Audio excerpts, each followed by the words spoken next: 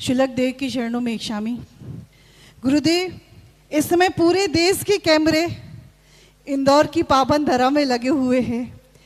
इंदौर की पावन धरा में जब आपकी आगवानी हुई तो गुरुदेव एक भी चैनल ऐसे नहीं थे, एक भी व्यक्ति ऐसा नहीं था पूरे देश का जो ये देख रहा था कि आज इंदौर शहर में कौन सा इतिहास रचा जाना है। जब वो आगवानी हुई गुरुदेव, उसकी चर्चा अभी तक चल रही है। अब चर्चा का विषय ये हो गया है गुरुदेव कि अब कौन सा इतिहास फिर से इंदौर शहर में रचा जाएगा और इंदौर वालों का कौन सा पुण्य था गुरुदेव जो उन्हें 100 नंबर मिल गए और हम जबलपुर वाले 20 नंबर से रह गए। नमस्ते गुरुदेव। इतिहास जो रचते हैं वे कभी इतिहास नहीं रच पाते। जो चल देते हैं उनके चलने के बाद उनके चिन्ह ही इतिहास बन जाते हैं।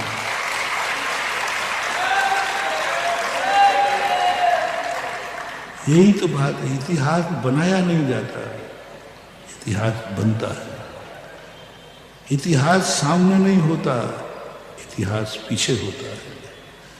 सामने होता तो मैं तुम्हें बता देता, इतिहास तो मेरे पीछे चलता है और मेरी आंखें और मैं आगे देखता हूँ, पीछे नहीं देखता, क्योंकि इतिहास हमेशा पीछे बनेगा और पीछे मैंने आज तक कभी देखा नहीं। मैं तो आगे ही देखता हूँ क्योंकि मेरा नेचर है। मैं फूल चुनने के लिए रास्ते में नहीं रुकता हूँ, मैं आगे देखता हूँ, गुलदस्ता इंतजार कर रहे हैं। हमेशा यही हुआ, हम हमेशा इतिहास को भूलते गए।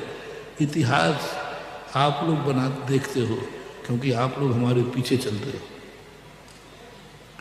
इसलिए कौन सा इतिहास बनेगा, क्या बनेगा, मुझे तो नहीं दिखता, लेकिन मुझे विश्वास है जब भी जो कार्यक्रम होगा, जब भी जिस तरफ आंख उठेगी, जब भी जिस तरफ कदम बढ़ेगा, उसी रास्ते पर इतिहास लिखा जाएगा। जी, क्षणिक क्रोध के लिए क्या करना चाहिए? क्षणिक क्रोध आता है जिसको, तो क्या करना चाहिए? जिसे क्षणिक क्रोध आता है गुरुवर, क्षणिक क्रोध आता है, जब क्षणिक क्रोध आता है तो उस क्रोध में यही सोचो कि एक क्षण के क्रोध में हमने नुकसान कितना कर लिया। और हम ये नहीं समझ पाते, क्रोधी व्यक्ति ये नहीं समझ पाता कि हमें जितना क्रोध आ रहा है कि उसने मेरी बात नहीं मानी, शायद उसको भी क्रोध आ रहा है कि मैंने उसकी बात नहीं मानी। क्रोध इसलिए आता है कि हम जो चाहते हैं वो नहीं कर पाता वो, तो हम ये क्यों नहीं सोचते कि वो जो चाह रहा है वो मैं नहीं कर पा रहा हूँ। यदि ये चिंतन चालू हो जाए तो क्रोध शांत हो सकता है।